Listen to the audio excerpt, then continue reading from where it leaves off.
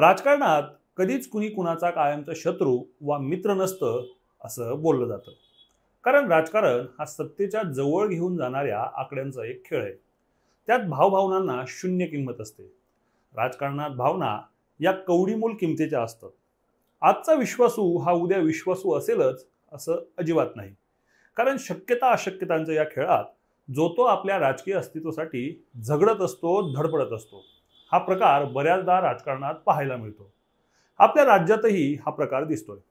कारण अलीकडे राज्याच्या राजकारणात अनेक अशा घडामोडी घडल्या आहेत ज्यामुळे आजची समीकरणं ही उद्या अशी असतीलच याची काहीच शाश्वती देता येत नाही. 2019 नंतर देवेंद्र फडणवीस आणि उद्धव ठाकरे यांचे संबंध ताणले गेले होते. 2014 ते 19 या काळात अपमानास्पद वागणूक दिल्यामुळं आणि कायमच शिवसेनेची कोंडी केल्यामुळं उद्धव ठाकरे यांचा सर्वस्वी संताप हा देवेंद्र फडणवीस यांच्यावर होता. 2019 नंतर तर हे प्रकरण खूप वेगळ्या लेव्हलला गेलं होतं. देवेंद्र फडणवीस आणि अजित पवार यांच्या पहाटेच्या शपथविधीनंतर उद्धव ठाकरे हे देवेंद्र फडणवीस यांच्यावर प्रचंड खारखाऊन होते आणि पुढे उद्धव ठाकरे यांच्या नेतृत्वाखालील सरकार पाडण्यात व एकनाथ शिंदे यांचं बंड घडवून आणण्यामागे देवेंद्र फडणवीस होते असा समज होऊन ठाकरे आणि फडणवीस यांचे ते संबंध इतके ताणले गेले होते की दोघात कधी सौख्य निर्माण होऊन ते एकत्र येतील अशी सूत्रां देखील शक्यता नव्हती. पण अलीकडे मात्र 2024च्या विधानसभा निवडणुकीनंतर राज्यातली परिस्थिती बदलली आणि देवेंद्रांच्या नेतृत्वाखालील राज्यात स्वबळावर भाजप सत्तेत आला. त्यामुळे अचानक उद्धव बाळासाहेब ठाकरे यांच्या गटाचा सूर हा बदललेला दिसतोय. मला सूड पाहिजे म्हणणाऱ्या उद्धव ठाकरेंच्या सामन्यात देवेंद्र फडणवीस यांच्याविषयी सातत्यानं कौतुक केलं जातंय. सामनाच्या अग्रलेखात देवेंद्र फडणवीस यांचं अभिनंदन केलं जातंय. तर दुसरीकडे देवेंद्र फडणवीसांचं अभिनंदन करतानाच शिंदे सेनेला टार्गेट केलं असल्याचं दिसून येतंय.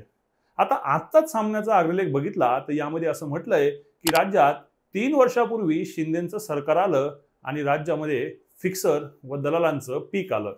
हे भ्रष्टाचाराचं पीक कापण्याचं काम मुख्यमंत्री देवेंद्र फडणवीस यांनी हाती घेतल्यानं त्यांचं अभिनंदन आम्ही करतो असं म्हणण्यात आलंय. आणि थेट शिंदेंना आणि त्यांच्या मंत्र्यांना टार्गेट देखील केले गेलंय. एका अर्थानं शिंदेंना ही खरंच धोक्याची घंटा आहे का? कारण काही बिंदू जोडून विचार केला तर असं दिसतं की आज राज्यातील परिस्थिती ही प्रचंड वेगानं बदलली आहे. महाराष्ट्र भाजपला, खास करून देवेंद्र फडणवीस यांच्या नेतृत्वाखालील भाजपला कुणाचीच गरज नसल्याचं चित्र आहे. कारण लाडक्या बहिणींनी देवाभाऊंच्या आणि भाजपच्या पारड्यात प्रचंड मोठं असं यश टाकलंय. त्यामुळे ते आजच्या घडीला स्वयंपूर्ण झालेत. त्यांना कुणाचीच गरज नाहीये. त्यामुळे सध्या भाजप हा प्रचंड ताकदवर पक्ष म्हणून समोर तर आलाच आहे. सोबतच देवेंद्र फडणवीस यांनी आपल्या नेतृत्वाची आणि भविष्यकालीन राजकारणाची चुणूक देखील दाखवली आहे. त्यामुळे काही केलं तरी देवेंद्र फडणवीस यांच्याशिवाय पर्याय नाही हे बऱ्याच लोकांना कळून चुकलंय. हीच बाब उद्धव ठाकरे यांच्या गटाला देखील कळाली आहे. त्यामुळे त्यांचे देवेंद्र यांच्याशी जुळून घेण्याचे जोरदार प्रयत्न चालू आहेत. आजचं भाजपचं संख्याबळावर आधारित परिस्थिती बघितली तर एकनाथ शिंदे किंवा अजित पवार या दोघांच्या टेकूची त्यांना अजिबात गरज नाहीये. त्या दोघांची प्रत्येक मागणी मान्य करून घ्यायला भाजपला देखील बऱ्याचदा जीवावर जात आहे. कारण अनेक कामांमध्ये शिंदे आणि अजित पवारांना झुकतं माप दिलं जात असल्याच्या चर्चा भाजपच्या आमदारांमध्ये आहेत. त्यामुळे या दोघांना बाजूला सारून कदाचित तिसरा प्लेयर आपल्यासोबत आला पाहिजे अशी चाचपणी भाजपकडून सुरू असल्याचं बोललं जात आहे. उद्धव ठाकरे आणि भाजपच्या बऱ्याच बड्या नेत्यांचे चांगले संबंध आहेत. इतकंच काय तर प्रधानमंत्री नरेंद्र मोदी यांच्या मनात देखील ठाकरेंविषयी ममत्व भाव आहे. कारण गोधरा प्रकरणानंतर मोदींचं जाहीर समर्थन हे देशात फक्त बाळासाहेब ठाकरेंनी केलं होतं. त्यामुळे उद्धव ठाकरे यांची काँग्रेस राष्ट्रवादी सोबत जाण्याची चूक पाठीशी घालायला त्यांना काहीच वाटणार नाही. तसंच आजच्या घडीला उद्धव ठाकरे यांना तशी कुठलीच आसक्ती राहिलेली नाहीये. त्यामुळे फक्त सत्तेत असू द्या अशी इच्छा त्यांची असू शकते. मंत्रीपद, पालकमंत्रीपद यासाठी हट्ट धरणारे तसेच बऱ्याचदा छोट्या मोठ्या बाबींसाठी हट्ट करणाऱ्या एकनाथ शिंदे यांच्यापेक्षा उद्धव ठाकरे हे कधीही सक्षम पर्याय ठरू शकतील. तसंच आज अजित पवार आणि एकनाथ शिंदे यांच्या पाठीशी आमदारांचं बळ असलं तरी फक्त सत्ता आहे म्हणून ते आमदार सोबत आहेत. जर ते सत्तेतून पायउतार झाले तर दोघांचे देखील अवघड होऊन बसणार आहे. म्हणून भाजप म्हणेल ते गपगुमान ऐकण्याखेरीज त्यांना पर्याय नाही.